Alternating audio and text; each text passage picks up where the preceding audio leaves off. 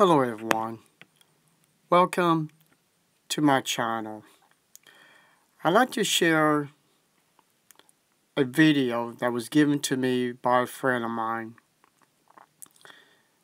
And this video would have opened my eyes up many years ago. I wish I would have seen this video 20 years ago on TV, because it would have helped me to do something that I would not done till 2012, is to do real research other than jw.org. People, the reason why I'm showing this video is because I want to show you how a person can be truthful or they can be dishonest. It's your choice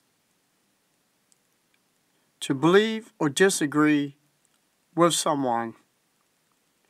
But if you don't have an open mind to see if that person is telling the truth or telling a lie, you'll never know. It's just like buying a car from a used car lot dealer, and that car should have been put in junkyard, and while you're driving this car to a grocery store and a person walks up to you and say, "Why are you driving my car?" And the person say, "I bought this car." And they say, "I know. I traded in to get a new car. They told me this car was supposed to be trash. It has this problem. It has that problem. And it was supposed to be trash, but they took the car, cleaned it up, cleaned the engine up, and sell it as a used car when it should have been trash." Well, that same thing with people that being truthful about the information out there on the internet and their research of history. It's just like that lady wanted to let that person know that that car is too dangerous to drive. Of course, that's not something that really happened, but possibility it could have. But the point is, I was taught Jehovah Witnesses is the true religion. You don't question the governing body. You don't ask any questions to the elders if you have any questions that something that just don't make sense, doesn't feel right. They say, leave it in Jehovah's hands, and he will give the governing body the right direction to bring out that information on a later date. Excuse me, those elders are supposed to know the answer. That's the reason they are the elders. If they don't know the answer, then they should get the answers. If they can't get the answer, and the governing body can't give the answer, then there's something is not right. We have the right to challenge any doctrine, anything that makes no sense. Notice, if you can't back it up with the Bible, then you need more than one source. Just like if you go to a doctor, and one doctor says you got appendicitis, and you go to another doctor, they say, no, you have gallbladders. Go to another doctor, they said that you got heart problems. So the problem is, do you have all these problems? Or maybe two of them don't know what they're talking about. So that's the reason why you have to do research on the internet, because sometimes you can find the real truth by searching, which is forbidden by the WatchTower. So I want to share this little cartoon, and we'll take it from there. Looted the temple for treasure. This one's a nice piece.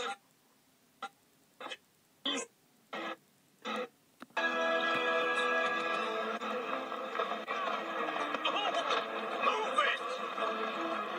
In the year 586 BC, King Nebuchadnezzar of Babylon besieged the city of Jerusalem. The king's soldiers took many prisoners and looted the temple for treasure. And that video was a portion. It's called The Greatest Heroes of the Bible.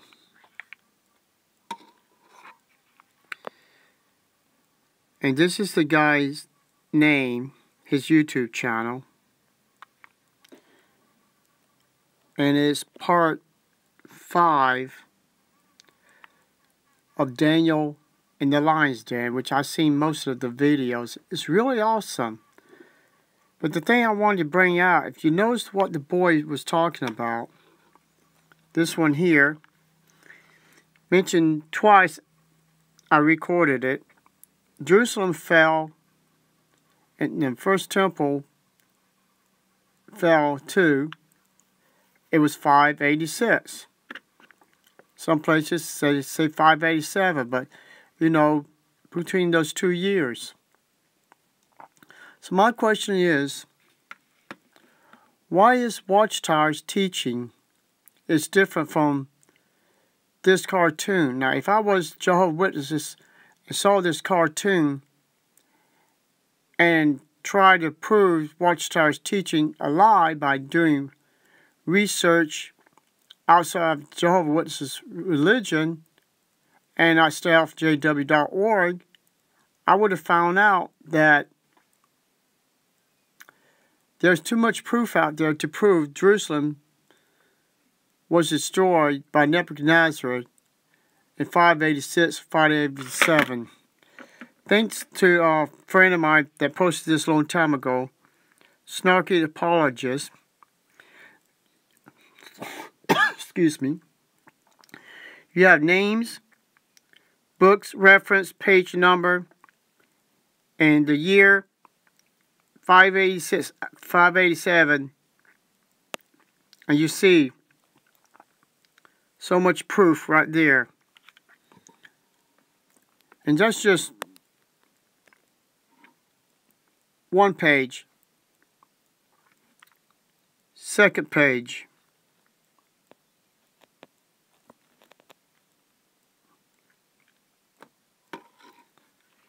Three pages of people's names, books, references.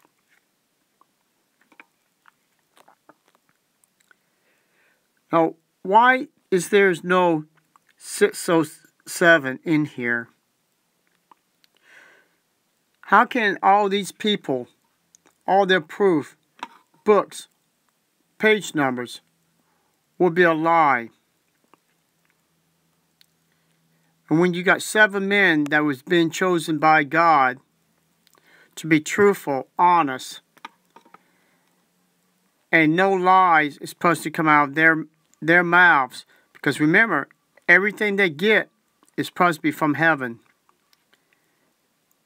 So, did Jesus deceive these 7 men and gave the truth to the rest of these people? And not only one of these people, they could check the reference in these other people's research and find out the same thing. Jerusalem did not fall in 607. So, my question is, WatchTower, what is wrong with you? Here's another article. They found the palace, King David's palace, that was built for him when he was king. It was called the War Palace of the Kings of Judah. Location in north portion of the city of Jerusalem. City of David, which that would be King David. And I'll let y'all read the top portion yourself.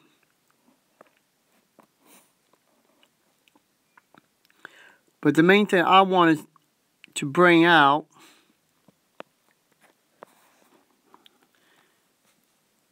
is down here where it says, the southern kingdom of Judah until its destruction by the Babylonians Empire, 586 BC, when the Persian king Cyrus, which he destroyed the Babylonians, or the last king, he let the Jews to return to their homeland in 538 BC. So people, the last king of Babylon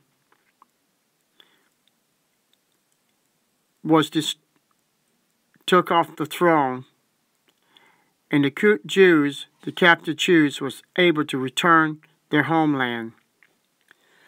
Now, Jehovah Witnesses say if you take 538 and put 70 years to that, you get 607.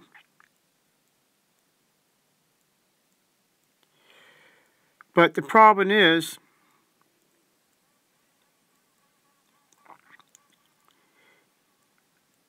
they are wrong.